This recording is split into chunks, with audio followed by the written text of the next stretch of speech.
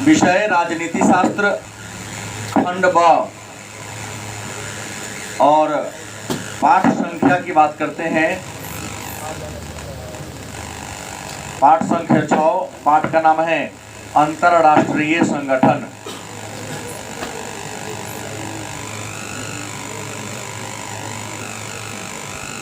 क्या नाम है? अंतरराष्ट्रीय संगठन। तो सबसे पहले जानेंगे कि अंतरराष्ट्रीय संगठन कहते किसे हैं, अंतरराष्ट्रीय संगठन होता क्या है। तो विश्व के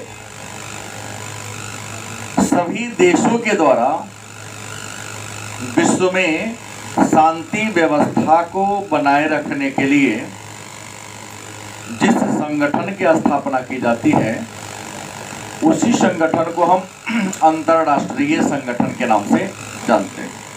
इसको अन्य शब्दों में कह सकते हैं कि वह संगठन जिसका संपूर्ण विश्व के राजनीतिक और आर्थिक, वह संगठन जिसका संपूर्ण विश्व के राजनीतिक, आर्थिक और सामरिक समस्याओं पर या मुद्दों पर दबदबा हो, प्रभाव हो, संपूर्ण विश्व के देश जिसके निर्णय को मानने के लिए बाध्य हो, विश्व के अधिकांश देश जिसके सदस्य हों, ऐसे संगठन को हम अंतरराष्ट्रीय संगठन के नाम से जानते हैं। आप सबको पता है युद्ध तो अनेक हुए हैं इस संसार में, बहुत सारे देश हैं जिसमें अनेक सारे युद्ध हुए हैं, अनेक सारी लड़ाइयाँ हुई हैं। लेकिन 1914 ईस्वी से 1918 ईस्वी तक और 1939 ईस्वी से 1945 ईस्वी तक जो युद्ध हुआ वह युद्ध विश्व के अन्य युद्धों के तुलना में थोड़ा सा क्या था, अलग था। उसकी अहमियत अन्य युद्धों से क्या थी, अलग थी। तो हमको पता है, सारे बच्चे इस बात को भली भांति जानते हैं कि हम बात करते हैं प्रथम विश्व युद्ध जो 1914 में प्रारंभ हुआ और 1918 ईस्वी तक चला। प्रथम विश्व युद्ध जो 1914 ईस्वी में प्रारंभ हुआ, 1918 ईस्वी तक चला। इस युद्ध में 1917 में सोवियत रूस अलग हो गया। क्या हो गया? अलग हो गया। और 1917 में ही यूएसए क्या हुआ, शामिल हुआ। ये भी बात सकते हैं। ये जो प्रथम विश्व युद्ध था इतना ज्यादा घातक था इससे पहले के सारे युद्धों की तुलना में कि ऐसा लग रहा था कि यूरोप महादेश का मानचित्र ही नहीं, मानव चित्र भी बदल जाएगा, क्योंकि प्रथम विश्व युद्ध ने यूरोप के मानचित्र को बदला था। प्रथम विश्व युद्ध यूरोप के धरती पर ही लड़ी गई थी। भले ही इसका तत्कालिक कारण सेराजेवो हत्याकांड रहा हो, लेकिन प्रथम विश्व युद्ध के जड़ में सबसे बड़ा रीजन था साम्राज्यवादी प्रतिस्पर्धा, साम्राज्य विस्तार की ओर। प्रथम विश्व युद्ध का मूल कारण था। अगर साम्राज्यवादी प्रतिस्पर्धा नहीं होती तो शायद प्रथम विश्व युद्ध नहीं होता। फिर जो हो, युद्ध तो छिड़ गया, युद्ध प्रारंभ हो गया, संपूर्ण विश्व दो गुटों में बट गया। जो अमीर देश थे, जो आर्थिक रूप से समृद्ध देश थे, आर्थिक रूप से समृद्ध देशों के संगठन का नाम मित्र राष्ट्र था, और जो वो गरीब देश थे, जो कमजोर देश थे, उनके ग्रुप का नाम, उनके संगठन का नाम धुरी राष्ट्र या केंद्रीय शक्ति थी। प्रथम विश्व युद्ध के समय अगर हम बात करते हैं इंग्लैंड के पीएम की, इंग्लैंड के पीएम की बात करें तो इनका नाम था लॉर्ड जॉर्ज। क्या नाम था? Lord George. और प्रथम विश्व युद्ध के समय इंग्लैंड के प्रधानमंत्री लॉर्ड जॉर्ज थे, वहीं अमेरिका के राष्ट्रपति वुडरो विल्सन। कौन थे? प्रथम विश्व युद्ध के समय इंग्लैंड के प्रधानमंत्री लॉर्ड जॉर्ज, अमेरिका के राष्ट्रपति वुडरो विल्सन, और इस समय जो रूस थे, रूस के जो राजा थे उनका नाम था जार निकोलस द्वितीय। भारत का नाम मैं नहीं लूंगा क्योंकि हमारा भारत तो इंग्लैंड का उपनिवेश था।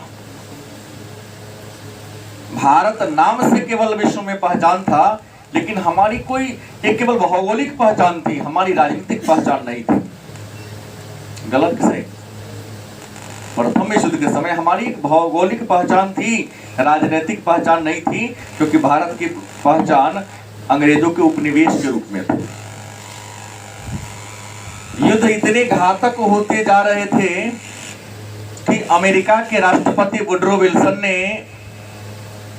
इस प्रकार का युद्ध भविष्य में न हो, अगर ऐसा युद्ध एक दो और हो गया तो पूरी मानव सभ्यता बर्बाद हो जाएगी, परेशान हो जाएगी। तो विश्व में प्रथम विश्व युद्ध के समान अगला कोई युद्ध न हो, अगला कोई लड़ाई न हो, इस बात को रोकने के लिए अमेरिका के राष्ट्रपति वुडरो विल्सन ने 14 सूत्री कार्यक्रम पेश किया था। हमारे भारत में मोहम्मद अली जिन्ना ने भी 14 सूत्री कार्यक्रम दिया था, लेकिन ये मुद्दा अलग है, ये मुद्दा अलग है। इसका संबंध विश्व में शांति व्यवस्था से है, और जिन्ना के 14 सूत्री कार्यक्रम का उद्देश्य भारतीय संविधान के निर्माण और अल्पसंख्यकों के मुद्दा से था। गलत से? तो वुडरो विल्सन ने 14 सूत्री कार्यक्रम दिया, विश्व में शांति व्यवस्था को बहाल करने के लिए, शांति व्यवस्था को बनाए रखने के लिए 14 सिद्धांत दिए थे, 14 मंत्र, 14 सूत्र दिया था। उसी 14 सूत्र में एक सूत्र का नाम था राष्ट्र संघ, जिसे अंग्रेजी में लीग ऑफ नेशन के नाम से जानते हैं। तो वुडरो विल्सन, राष्ट्र संघ शब्द कौन दिया? तो अमेरिका के राष्ट्रपति वुडरो विल्सन ने राष्ट्र संघ नामक शब्द का रचना किया था, और विश्व के देशों से आग्रह किया, रिक्वेस्ट किया, जो भी समृद्ध देश थे, लड़ाई में जो भी इन्वॉल्व थे, उन्हें सबसे रिक्वेस्ट किया कि राष्ट्र संघ नामक एक संस्था का निर्माण किया जाए, राष्ट्र संघ नामक एक संगठन की स्थापना किया जाए, और राष्ट्र संघ नामक संगठन के सभी देश सदस्य बने और सभी प्रण ले, इसके निर्णयों को माने, इनके आदेशों को फॉलो करें, इनके द्वारा बताए गए रास्तों पर क्या करें, चलें। और जो भी आपसी विवाद हो, वैचारिक मतभिन्नता हो, उस वैचारिक मतभिन्नता को हम लोग आपसी तालमेल के आधार पर, सामंजस्य के आधार पर उस विवाद को क्या करें, दूर करें। तो वुडरो विल्सन ने राष्ट्र संघ शब्द दिया, और वुडरो विल्सन के प्रयास से ही 10 जनवरी 1920 को राष्ट्र संघ की क्या की गई, स्थापना की गई। राष्ट्र संघ की स्थापना के उद्देश्य की बात करें कि इसका उद्देश्य क्या था, तो राष्ट्र संघ की स्थापना का उद्देश्य था विश्व में शांति व्यवस्था को बहाल करना। क्या करना? विश्व में शांति व्यवस्था को बहाल करना इस राष्ट्र संघ का उद्देश्य था। गलत या सही? लेकिन आपको बता दें, इस राष्ट्र संघ नामक प्रथम अंतरराष्ट्रीय संगठन की एक बहुत बड़ी बुराई थी। बहुत बड़ी बुराई यह थी कि अमेरिका, रूस, ब्रिटेन, ये सब इसका मेंबर ही नहीं बना। बनाया तो जरूर, ये दोनों सदस्य ही नहीं बना। और एक बात है, जब अमेरिका और रूस इसका मेंबर नहीं बनेगा तो क्या इसके सिद्धांतों को फॉलो करेगा? सामान्य सी बात है, आप हमारे छात्र हैं तो जितना आप पर मेरा चलता है या आप हमारा जितना सम्मान करते हैं, शायद अन्य फैकल्टी के बच्चे या जो मेरे यहाँ नहीं पढ़ते हैं, हो सकता है कि मन में थोड़ा सा श्रद्धा हो, प्रेम हो, लेकिन जितना सम्मान आपके हृदय में मेरे प्रति है उतना उसके में क्या होगा? नहीं होगा। ऐसा मेरा मानना है और शायद सत्य भी है। तो अमेरिका ने इसकी स्थापना किया, रूस के प्रयास से इसकी स्थापना हुई, लेकिन अमेरिका और रूस राष्ट्र संघ का सदस्य नहीं बना। लेकिन राष्ट्र संघ पर पूरा नियंत्रण, पूरा दबदबा अमेरिका और रूस का ही था। जितने कमजोर देश थे, आइवर जेनिंग्स ने कहा कि कानून धनवानों का रखैल है,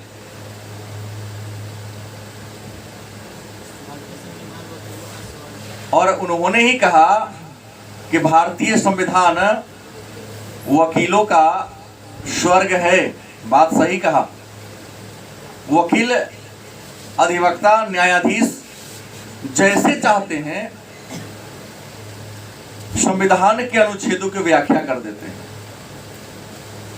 गलत कि सही? क्योंकि आपको मैं पढ़ाया हूं, जो बच्चे 11 में पढ़े हैं, कि संविधान की व्याख्या करने का अधिकार न्यायालय को है। गलत कि सही?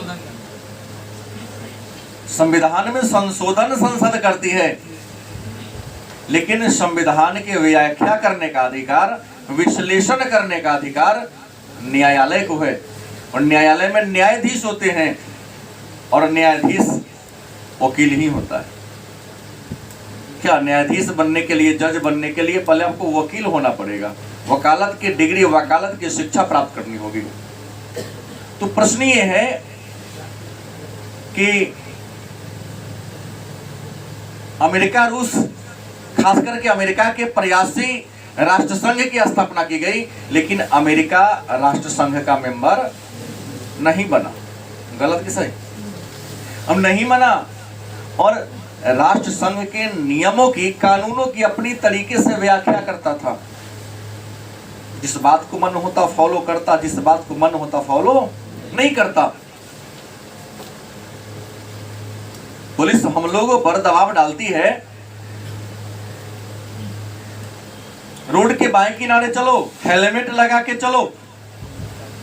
110% मैं सही बोल रहा हूं, जो भी पुलिस गाड़ी चलाती है उसके माथा में हेलमेट नहीं होता। गलत नहीं बोल रहा हूं। तो प्रश्न है, अमेरिका रूस इसका मेंबर नहीं बना। और आपको पता है कि प्रथम विश्व युद्ध के बाद एक संधि हुई थी, संधि का नाम था वर्साय की संधि। क्या हुई थी? कब हुई? 1919 में हुई। और आप जानते हैं कि वर्साय की संधि के द्वारा युद्ध का सारा खर्च जर्मनी के ऊपर लाद दिया गया। जर्मनी के जितने भी खनिज संपदा वाला भूभाग था उन्हें अमेरिका, ब्रिटेन, फ्रांस, रूस ने आपस में क्या कर लिया, बांट लिया। कहावत है, अति सर्वर्थ वर्जित। अति हमेशा सब कुछ वर्जित होता है। एक सीमा तक, एक लिमिट तक सब कुछ सही होता है। रबर में इलास्टिसिटी, लंबा होने का, फैलने का गुण पाया जाता है, लेकिन इतना मत फैला दो वो अपने मूल जगह पर आए नहीं, या उससे भी ज्यादा करोगे तो क्या हो जाएगा, टूट जाएगा। इस वर्साई की संधि के द्वारा युद्ध का सारा खर्च जर्मनी पर लाद दिया जाता है। उसे सामाजिक, आर्थिक, राजनीतिक और सैनिक दृष्टिकोण से कमजोर बना दिया जाता है। साम्राज्य विस्तार पर रोक लगा दिया जाता है, सैन्य विस्तार पर रोक लगा दिया जाता है, पनडुब्बी निर्माण पर रोक लगा दिया जाता है। इतना अधिक टॉर्चर किया तो जर्मनी में एक तानाशाह का पैदा होता है ना, नाम होता है हिटलर। और इटली में भी एक तानाशाह पैदा होते हैं जिनका नाम क्या होता है, याद रखेंगे। हिटलर और मुसोलिनी जन्मजात तानाशाह नहीं था। इंसान दो तीन तरीके से तानाशाह या गलत कार्य में संलिप्त होते हैं। कुछ ऐसे 10-20% है जिनका शौक है कि चलो मेरा नाम हो गलत करने से। कुछ लोग मजबूरी बस। और तीसरे जो लोग होते, जो मैक्सिमम देखने को मिल रहा है, समाज का सताया गया लोग है। समाज के सताया गया हो या प्रशासन, पुलिस का सताया गया लोग हो। लगता हम तो थे निर्दोष, लेकिन हमारी भावनाओं का कदर नहीं किया, सुना नहीं, चलो इसी रास्ता को अपना लेते। जन्मजात हिटलर तानाशाह नहीं था, मुसोलिनी जन्मजात तानाशाह नहीं था। अपने देश पर हो रहे अत्याचार को देखा, बात समझ गए। जैसे हमारे उत्तर प्रदेश में बुलडोजर बाबा कहिए उत्तर प्रदेश के नौजवानों को ट्रेन जला के दिखा दे, फोटो खिंचा गया, पता लगा लेकर घर का, हाँ चलो करवा दे घर। कई बार पॉलिसियां अच्छी हैं, लोकतंत्र में अच्छा नहीं है, लोकतंत्र के लिए बहुत ही बुरा बात है। लेकिन कई बार घी अगर सीधी मूली से न निकले तो टेढ़ा करना भी, आंदोलन करना लोकतंत्र में आपका मौलिक अधिकार है। गलत है सही? लोकतंत्र में यदि सरकार का, सत्तारूढ़ पार्टी का विरोध नहीं होगा तो ऑटोक्रेस हो जाएगा, तानाशाह हो जाएगा। लेकिन विरोध करने का अपना दायरा है। संविधान के अनुच्छेद 19 के 1 के लाइन संख्या 1 से लेकर लाइन संख्या 7 तक सारे बात की व्याख्या है।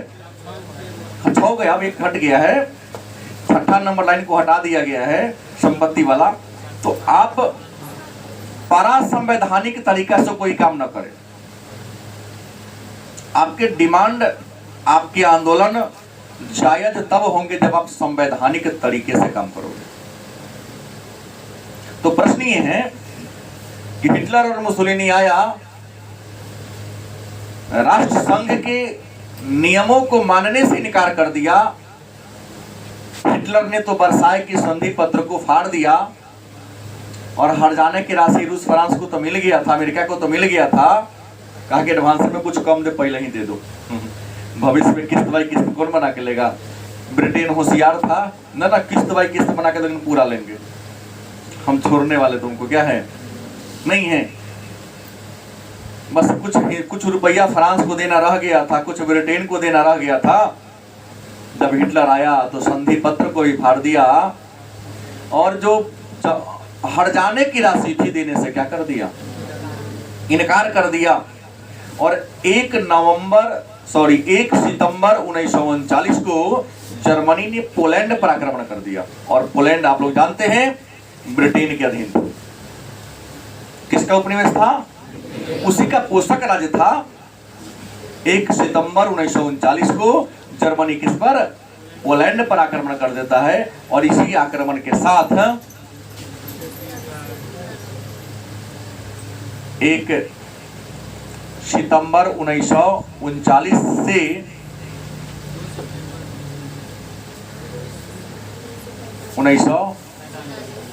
कौन युद्ध, हाँ, दूसरा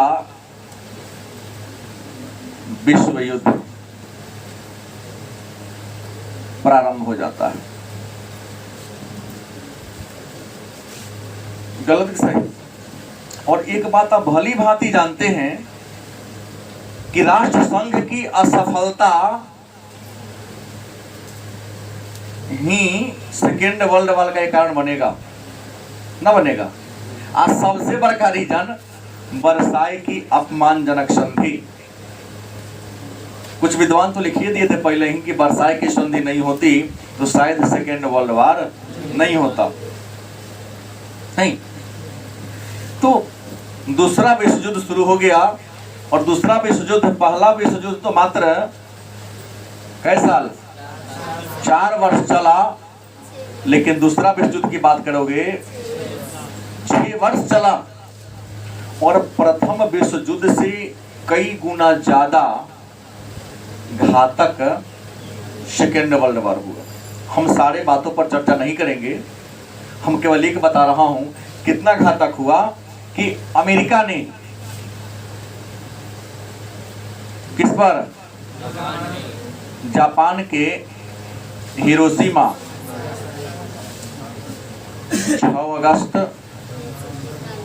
1945 और नागा साकी पर 9 अगस्त 1945 को क्या कर दिया, परमाणु बम गिरा दिया। परमाणु बम का नाम क्या था, लिटिल बॉय और फैट मैन। हेलो, हाँ, क्लास खुला हुआ है, बोलिए। हाँ बोलिए।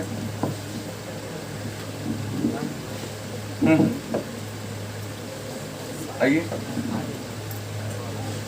ठीक ठीक ठीक ठीक। हमने कहा हिरोशिमा और नागासाकी पर क्या कर दिया गया, परमाणु बम गिरा दिया गया, एटम बम क्या कर दिया गया, गिरा दिया गया। लेकिन एक बात है कि जहां एक और दूसरा विश्व युद्ध भले ही प्रारंभ हो गया, लगभग 8-9 महीना तक नकली युद्ध चला था। सितंबर 1939 से अप्रैल 1940 तक जर्मनी और ब्रिटेन के बीच नकली युद्ध चला था। अब कहोगे सर नकली युद्ध होनी वार क्या होता है?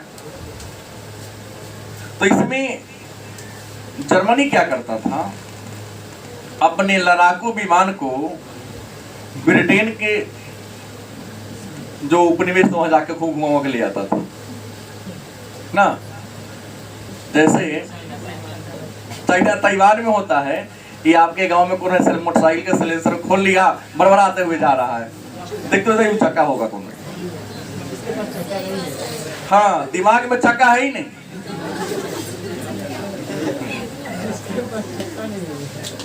गलत बोला कि सही बोला? कहना नहीं लगेगा। सामान्य तरीके से आप गलत तरीके से काम कर रहे हो तो क्या कहेगा लोग, अच्छा कहेगा, हाँ कहेगा। हम तो 100% कहते हैं। हाँ, इसका मतलब इसको सिलेंडर खोल के चलाने की आदत है। अच्छे लोग नहीं चलाएंगे और स्पीड हारा वाला से तो क्या बेसी हो तो हम कहते थे अगर अपन मोटरसाइकिल ना है या तो दहेज मिल रहा हो तो किसी दोस्त का पैसा मांग के ले लो, क्योंकि अपने संसाधन का लोग ऐसे प्रयोग करते हैं कि उसकी बर्बादी ना हो। गलत सही? अनेकों बार होटल में ठहरने का मौका मिला है, गमछा अपना भी होता है, मुंह हाथ पोंछ लेते हैं। लेकिन 1-2 बार हमारे मित्र थे, नाम नहीं लूंगा, चलने लगे तो बहुत क्या उसके उजला उजला एकदम बढ़िया होते तौलियों से अपना जूता पहुँच रहे हैं और ये कर रहे हैं। भाई हम बोले ऐसा क्यों करें भाई जी, रुपये क्या करते हो, पैसा दिए सधा लेते कैसे कुछ, क्यों? होटल का है तो क्या हो गया, हम उसके बेड को बहुत गंदा कर नहीं होगा तो बाहर से मिट्टी जाके लाके डाल देंगे उस पर, फिर उसका डिटर्जेंट प्रयोग होगा तो मेरा पैसा कुछ सधेगा, ऐसा तो ही नहीं। कुछ लोग ऐसे सोच वाले होते हैं, जान लेना। और ऐसा एक दो उदाहरण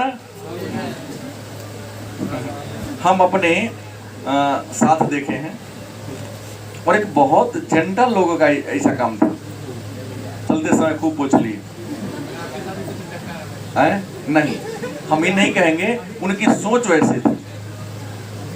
तो हमने कहा कि यहाँ गिरा दिया गया, तो हुआ कि ऐसा लगने लगा कि सेकेंड वर्ल्ड वार भी और ज्यादा घातक होगा, राष्ट्रसंघ असफल हो गया। तो सेकेंड वर्ल्ड वार के समय अमेरिका के जो राष्ट्रपति थे उनका नाम था फ्रैंकलिन डी रूजवेल्ट।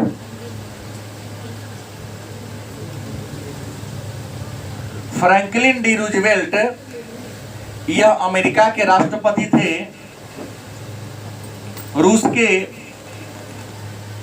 ब्रिटेन के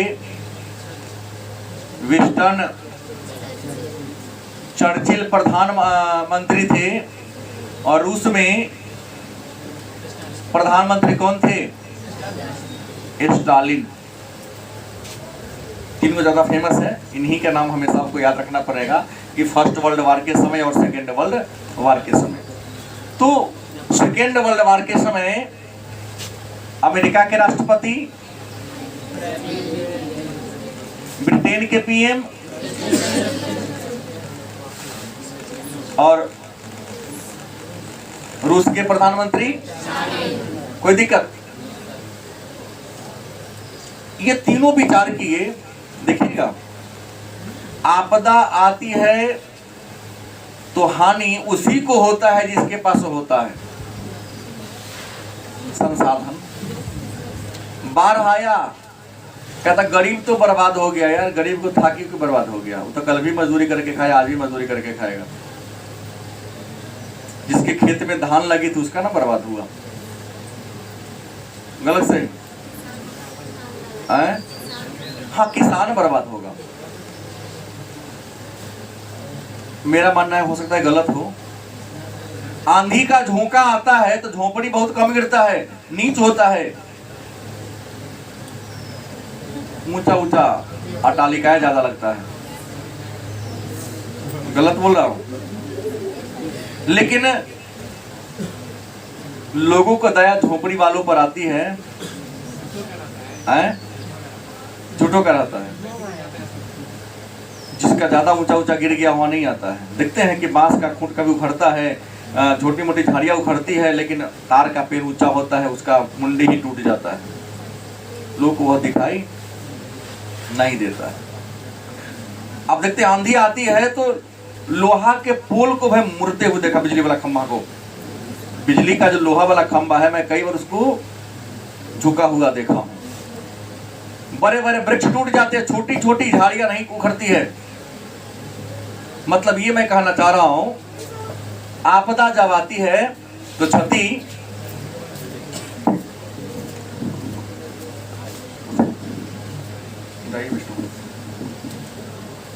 आपदा जब आती है तो आपदा का ज्यादा क्षति किसे उठाना पड़ता है? जो समृद्ध थे। यहाँ समृद्ध कौन थे? अमेरिका, ब्रिटेन और कौन? रूस। ये तीन देश ज्यादा समृद्ध थे, क्षति इसे ही उठाना पड़ रहा था। तो सोचा अमेरिका के राष्ट्रपति फ्रैंकलिन डी रूजवेल्ट कि लड़ाई को शांत करना है तो कुछ ना कुछ हम लोगों को क्या करना पड़ेगा? काम करना पड़ेगा, कुछ ना कुछ रणनीति बनानी होगी, या एक ऐसी संस्था बनाना पड़ेगा जो राष्ट्रसंघ की तरह कमजोर ना हो, नहीं, और जो भी उसके नीति को मानने से, नियम को मानने से विरोध करे, उसके विरुद्ध क्या करे, कार्रवाई की जाए। यह प्रश्न आया कि सेकेंड वर्ल्ड वॉर के बाद विश्व में शांति व्यवस्था को बनाए रखने के लिए एक नया संस्था बनाने की बात की गई, नया अंतर्राष्ट्रीय संस्था बनाने की बात की गई। उसी संस्था के निर्माण पर विचार विमर्श करने के लिए कई बार बैठक बुलाई गई। जैसे पहला, हम नाम लिख देता हूं, संयुक्त राष्ट्र संघ, अंग्रेजी में कहते हैं UNESCO, United Nation organisation. New York में इसका मुख्यालय है। कहाँ है? प्रारंभ में इसके सदस्यों की संख्या 51 थी और वर्तमान में 193 है। और सेकेंड वर्ल्ड वॉर के बाद विश्व में शांति व्यवस्था को स्थापित करने के लिए 24 अक्टूबर 1945 को इस अंतर्राष्ट्रीय संगठन की क्या की गई थी? स्थापना की गई थी। लेकिन स्थापना में कई बार सभा या सम्मेलन बुलाया गया। इसको स्थापना करने के लिए कई बार सभा या सम्मेलन बुलाया गया। इसमें जो पहला था एटलांटिक चार्टर, क्या नाम था? Atlantic charter. एटलांटिक चार्टर की घोषणा 14 अगस्त 1941 को हुई थी। कब हुई थी? एटलांटिक चार्टर की घोषणा कब हुई? 14 अगस्त 1941 को। इस पर ही सिग्नेचर कौन किया था? तो सिग्नेचर करने वाले थे रूजवेल्ट व चर्चिल। अब हम पहले ही चर्चा कर दिया कि रूजवेल्ट अमेरिका के राष्ट्रपति और चर्चिल ब्रिटेन के प्रधानमंत्री। इस एटलांटिक चार्टर की घोषणा कब की गई? 14 अगस्त 1941 को। इस एटलांटिक चार्टर में कहा गया कि ऐसा नियम बना कि कोई किसी के प्रदेश का, किसी के राज्य का अपहरण न करे, लोगों की इच्छा के बिना किसी अन्य राज्य को हड़प कर अपने राज्य में क्या करे, न मिलाए, और जनता को अपना शासक चुनने का क्या हो, अधिकार हो। गलत सही? मतलब एटलांटिक चार्टर में कहा गया, क्योंकि जो धूरी राष्ट्र थे जर्मनी ने पोलैंड पर आक्रमण कर दिया, नियम बना दिया, क्योंकि क्षति तो इस दिनों को हो रहा था। एक बात बता दें, अगर आपको छोटी सी नौकरी लग जाए तो पुनः अगले बार प्रयास करो, सफलता जल्दी मिलती है। एक ने प्रश्न किया कि सर सिकंदर के विजेता होने के पीछे रीजन क्या था? जहां जाता उसको सफलता मिल जाती। तो सिकंदर इस प्लान पर काम कर रहा था कि हमारे पास खोने के लिए कुछ नहीं है, जो होगा हम पा ही लेंगे। पानीपत का प्रथम युद्ध हुआ 1524 में। बहुत छोटी सी सेना टुकड़ी के साथ बाबर ने 3 लाख सेना वाला इब्राहिम लोदी को हरा दिया। इसके पीछे रीजन था कि बाबर के पास खोने के लिए कुछ नहीं था, और इब्राहिम लोदी अपनी सुरक्षा पर भी लड़ रहा था और अपने साम्राज्य दोनों चीज को बचाने के लिए भी लड़ रहा था। अगर इसको 1 इंच जमीन मिल जाता वो पाइवे करता है क्या? मैक्सिमम बार मिली ना, लेकिन जहां सफलता मिली वहां तो मुड़िए गया वो। बाकी तो हर जगह सफलता मिली। तो रूजवेल्ट चर्चिल ने इस पर सिग्नेचर किया। इसके बाद दूसरा मीटिंग हुआ संयुक्त राष्ट्र घोषणा पत्र। संयुक्त राष्ट्र घोषणा पत्र कब आया? तो 1 जनवरी 1942। 1 जनवरी 1942 को संयुक्त राष्ट्र घोषणा पत्र आया और इसमें रूजवेल्ट, चर्चिल, इसमें हिस्सा कौन लिए थे? रूजवेल्ट, चर्चिल और रूस के प्रतिनिधि भी। हालांकि इस समय पीएम स्टालिन थे, लेकिन इस सम्मेलन में, इस घोषणा पत्र में स्टालिन हिस्सा नहीं लिए।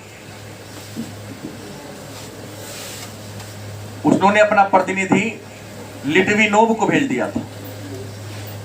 किसे? अपना प्रतिनिधि लिटविनोव को भेज दिया। और चीन भले ही गुलाम था, लेकिन चीन का भी प्रतिनिधि इसमें गया था, नाम था सुंग। सभी देशों को जानबूझकर शामिल किया जा रहा था कि सभी इसके सिद्धांत को जाने, नियम को जाने, सदस्यों की संख्या बढ़े, और जैसे ही सदस्यों की संख्या बढ़ेगा तो ये संस्था काफी क्या होगा? मजबूत होगा। मतलब कुल मिलाकर के इसमें 22 देशों ने क्या लिया था? भाग लिया था। कितने देश? 22 देशों ने संयुक्त राष्ट्र घोषणा में भाग लिया था। और इसमें कहा गया, संयुक्त राष्ट्र घोषणा में कहा गया कि दुनिया में जितने भी शांति प्रेमी देश हैं, क्या है? जितने भी शांति प्रेमी देश है, यदि सब मिलजुल कर आक्रामक देश का विरोध करे तो निश्चित है कि वह आक्रामक देश सबके बात को क्या करेगा? मानेगा। कितना भी बड़ा अपराधी क्यों ना हो, लेकिन 10, 20, 25, 50 या पूरे समुदाय के बात को वह भी मानता है। तो समाज, समुदाय के बात को के लिए भी इग्नोर करना संभव नहीं। तीसरी, यूएनओ को स्थापित करने के लिए तीसरी बार जो मीटिंग बुलाया गया था वह तेहरान में हुआ था। उसका नाम था, मास्को में, नाम था मास्को सम्मेलन।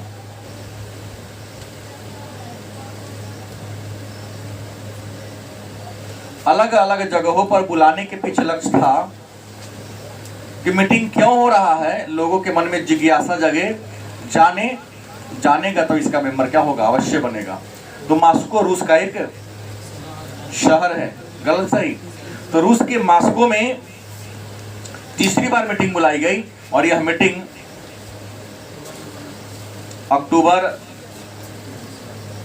नवंबर 1943 में बुलाई गई थी। मास्को सम्मेलन कब हुआ? तो अक्टूबर-नवंबर 1943 में हुआ था। और इस सम्मेलन में अमेरिका, ब्रिटेन, रूस, चीन आदि के विदेश मंत्री ने हिस्सा लिया था। और भी है, यहां पर किसी देश के राष्ट्रपति या प्रधानमंत्री ने हिस्सा नहीं लिया था, इन देशों के विदेश मंत्रियों ने हिस्सा लिया। और सबने एक स्वर में दोहराया कि विश्व में यदि शांति व्यवस्था को स्थापित करना है तो हमें एक मजबूत अंतरराष्ट्रीय संगठन बनाना पड़ेगा, क्योंकि संगठन हर काम को बड़ी आसानी से कर सकता है, हर समस्याओं से बड़ी आसानी से लड़ सकता है। चौथा मीटिंग की बात कर लें तो चौथा मीटिंग तेहरान में बुलाया गया। कहां? तेहरान सम्मेलन। और आप जानते हैं कि तेहरान कहां है? ईरान की राजधानी है। और ईरान किस महादेश में है? एशिया में। अभी तक जो भी हुआ था यूरोप में हुआ था, एक अमेरिका में हो गया था। यूरोप हुआ, अमेरिका हुआ, और कहां गया? एशिया के बड़ी घनी आबादी वाला क्षेत्र में, छोटे छोटे देश, लेकिन देशों की संख्या इधर क्या है? ज्यादा, वहां बुलाया गया। और तेहरान सम्मेलन नवंबर 1943 में हुआ था। कब हुआ था? नवंबर 1943 में हुआ था। और इस तेहरान सम्मेलन में जितने भी सदस्य हिस्सा लिए थे, सबने वचन दिया सबने वादा किया कि जो भी संस्था बनेगा हम सभी उस संस्था का क्या करेंगे, सम्मान करेंगे, सिग्नेचर करके सम्मान करेंगे, उसके आदर्शों को फॉलो करेंगे और कभी भी आपसी मतभेद या विद्रोह नहीं करेंगे। 5वां बार मीटिंग बुलाया गया। डम्बार्टन ओक्स कब हुआ? डम्बार्टन ओक्स सम्मेलन 7 अक्टूबर 1944 को डम्बार्टन ओक्स सम्मेलन बुलाया गया था। और इसी डम्बार्टन ओक्स सम्मेलन में यूएनओ के बारे में कहा गया। इसमें कितने अंग होगा? 4। इस सम्मेलन में कहा कि जो संस्था बनेगा उस संस्था का नाम यूएनओ होगा। तो यूएनओ में कितने अंग होंगे? 4 अंग होंगे। उसका नाम होगा, जो 4 अंग होंगे उनका नाम क्या होगा कि महासभा, सुरक्षा परिषद, सचिवालय और अंतर्राष्ट्रीय न्यायालय। ये 4 अंग होगा। इन 4 अंगों के माध्यम से हम लोग क्या करेंगे? काम करेंगे। तो 4 अंग बनाने की बात की गई और 4 अंग को बनाने के साथ साथ यूएनओ का संविधान पर चर्चा किया गया कि संस्था जो बने उसका संविधान क्या होगा। और यूएनओ के संविधान को कहते हैं चार्टर कहते हैं। क्या कहते हैं? इसी डम्बार्टन ओक्स सम्मेलन में यूएनओ के संविधान मतलब चार्टर पर चर्चा की गई। और यूएनओ के चार्टर में विचार विमर्श किया गया कि चार्टर में कौन कौन सा नियम होगा, उसमें कितने अनुच्छेद होंगे। इन पर विचार विमर्श करने का यहाँ पर क्या किया गया? प्रयास किया गया। और यहाँ पर एक बात हुई थी कि यूएनओ का एक अंग होगा सुरक्षा परिषद। क्या होगा? और कहा गया कि सुरक्षा परिषद में कितने मेंबर होंगे? 11 मेंबर होंगे। कितने होंगे? 11 मेंबर बनाने की जो मुख्य मुख्य देश था ना, उन सबको इसमें शामिल करने की बात कर दिया था। बात किया था, अभी जुड़ा नहीं था क्योंकि संस्था पर मीटिंग चल रहा है। संस्था अस्थायी रूप से स्थापित हुआ नहीं था क्योंकि अभी अक्टूबर 1944 की बात है। छठा जो मीटिंग हुआ उसका नाम था याल्टा सम्मेलन। क्या नाम था? याल्टा। और याल्टा सम्मेलन फरवरी 1945 में बुलाई गई। और फरवरी 1945 में याल्टा सम्मेलन बुलाई गई। इसमें रूजवेल्ट, चर्चिल और रूस 3 देशों ने हिस्सा मुख्य रूप से लिया था। अन्य भी देश थे लेकिन इस मुख्य रूप से अमेरिका, ब्रिटेन और रूस ने हिस्सा लिया था। और इसी में सुरक्षा परिषद में मतदान की बात हो गई कि सुरक्षा परिषद एक संस्था होगी तो मतदान कौन करेगा, मतदान का तरीका क्या होगा, जो सबसे बड़े पदाधिकारी होंगे उनका चुनाव कैसे होगा, सुरक्षा परिषद में किस महादेश के कितने देश चुनकर आएंगे, सुरक्षा परिषद में कितने प्रकार के सदस्य होंगे। इन सारी बातों पर चर्चा कहाँ हुई थी? याल्टा सम्मेलन में। और अंतिम जो सम्मेलन बुलाया गया 7वां, उसका नाम था सैन फ्रांसिस्को।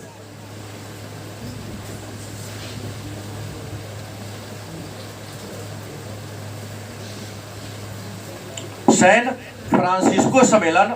और सैन फ्रांसिस्को सम्मेलन 25 अप्रैल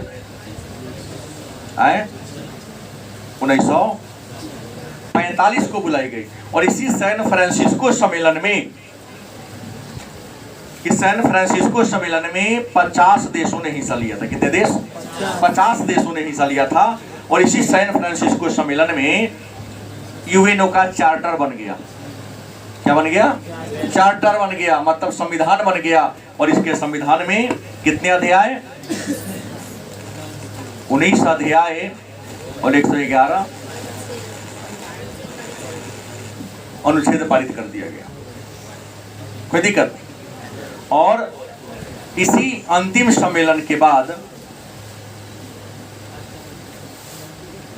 24 अक्टूबर 1945 को संयुक्त राष्ट्र संघ नामक एक अंतरराष्ट्रीय संगठन की स्थापना हुई, जिसका उद्देश्य एक लाइन में जान लीजिए, विश्व में शांति व्यवस्था को बनाए रखना।